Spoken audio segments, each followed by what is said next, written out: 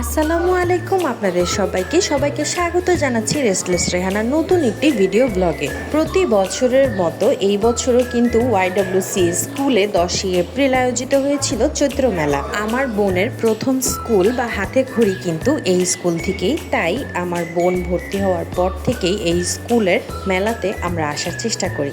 মেলাতে প্রবেশের পর প্রথমেই আমি নাগরদোলায় উঠবো বলে ঠিক করে নিলাম। পুরা 1 ঘন্টা দাঁড়িয়ে থাকার পরে নাগরদোলায় উঠতে পেরেছিলাম। এন্ট্রি টিকিট ছিল 20 টাকা করে এবং নাগরদোলার টিকিট ছিল 50 টাকা করে। নাগরদোলার একদম উঁচু পর্যায়ে গিয়ে কিন্তু সম্পূর্ণ মেলা খুব ভালোভাবে দেখা যাচ্ছিল।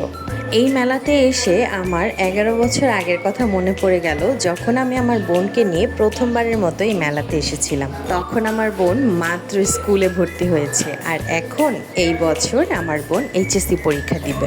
11 বছর আগের মেলাতে কিন্তু এত পরিমাণে স্টল বা এত পরিমাণে ক্রেতা ছিল না। স্কুলেরই বিভিন্ন শিক্ষার্থীরা যারা কিনা পরবর্তীতে টুকটাক ব্যবসা শুরু করতো তারাই স্টল দিত, কিন্তু এখন স্কুল কমিটির সিদ্ধান্ত অনুযায়ী স্কুলের স্টুডেন্ট ব্যতীত অন্যান্য মহিলা উদ্যোক্তারাও কিন্তু স্টল বসিয়েছিল। সাধারণ মেলাগুলোতে যা যা থাকে এই স্কুল প্রাঙ্গণের মেলাতেও কিন্তু তাই ছিল। ভিন্ন ধর্মী আমি কিছু পাইনি।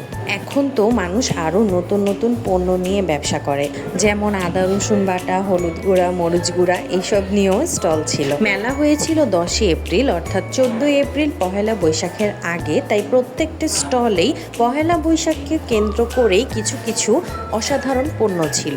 বেশ কিছু খাবারের দোকান ছিল, আচারের স্টল ছিল, তাছাড়া ছিল গহনা। এত সুন্দর সুন্দর জিনিস দেখে আমি নিজেকে ধরে রাখতে পারিনি, তাই একটি শাড়ির স্টল থেকে 14ই এপ্রিলে পরার জন্য আমি একটি পহেলা বৈশাখের শাড়িও নিয়েছিলাম। কিন্তু মজার ব্যাপার হচ্ছে, পহেলা বৈশাখে আমি ওই শাড়িটি পরতে পারিনি। ওই শাড়িটা আমি অন্য একটা অনুষ্ঠানে পরবো। মাঝখানের একটা অংশ ছিল যেখানে কিনা স্কুলের এক্স স্টুডেন্ট বা প্রেজেন্ট স্টুডেন্টরা সবাই মিলে খুব আনন্দ উৎসব করছিল। আমারও খুব মন চাইছিল সেখানে সবার সাথে উৎসবে যোগদান করি, কিন্তু সময় স্বল্পতার কারণে আমি চলে এসেছিলাম। একদিনের এই মেলাটা কিন্তু খুবই প্রাণবন্ত ছিল। আমার প্ল্যান ছিল সকালে যাওয়ার, কিন্তু সকালে আসলে ওইভাবে যাওয়া হয়ে ওঠে না, তাই আমি গিয়েছিলাম শেষ মুহূর্তে। কিন্তু মজার ব্যাপার হচ্ছে, সকালে গেলেই কিন্তু আমি খোলামেলা পরিবেশে মেলাটা উপভোগ করতে পারতাম, কেননা মেলার সময়সীমা ছিল সকাল 10টা থেকে সন্ধ্যা 6টা,